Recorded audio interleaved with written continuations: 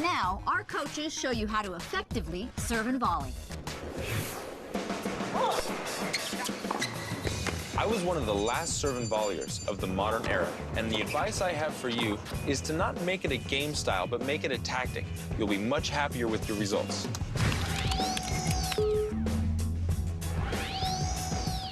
It is definitely harder to serve and volley today than when I was playing 20, 25 years ago. However, there is still a place in the game for it today. You need to have it as part of your repertoire.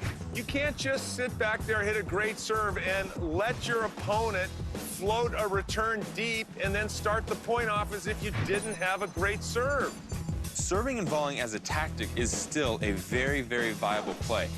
Even if you serve and volley once every 2 games, you have now planted the seed for that opponent to wonder, is he going to serve and volley this point? Is he going to serve and stay back? And you'll reap the benefits for that whole set to come just because you've served and volleyed a fraction of the time.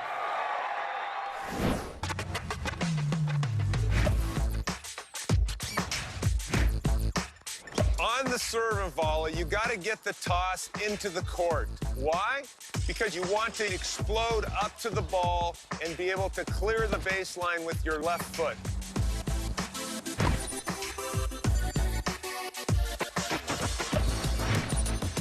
It is so important to use your legs with the serve and volley. You've got to load those hips and legs and explode up and out into that court.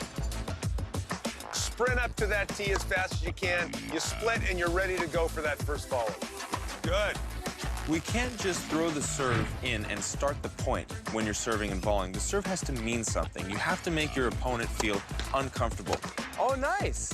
And what do I mean by making my opponent feel uncomfortable? I mean taking it out of his strike zone, making sure it's high on the backhand, wide on the backhand. Same thing on the forehand. Just get it wide, have them stretching out, or even jamming them into the body. What we don't want is if you're hitting serve after serve right in their wheelhouse, and then they're making you play low volley after low volley. We want nice, easy, high volleys.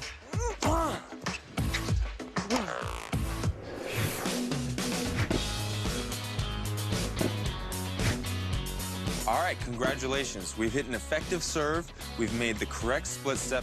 Now where do you go with the volley? Well, the answer can be subjective depending on your opponent, but general rule of thumb is if you hit a good wide serve, that opposite court is wide open. Go ahead and take it.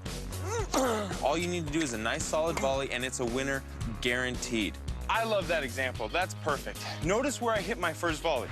It landed almost in the middle of the court, but my opponent had no chance to track that down. Why? Because I hit such an effective wide serve, stretching him out. That's how it's done. So serving and volleying as a game style might be tricky, but if you implement it into your game as a tactic, it can be a powerful weapon.